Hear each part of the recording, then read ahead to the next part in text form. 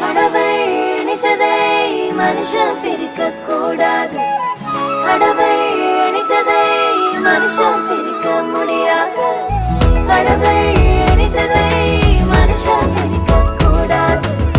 கடவுள் இணைத்ததை மனுஷன் பிரிக்க முடியாது.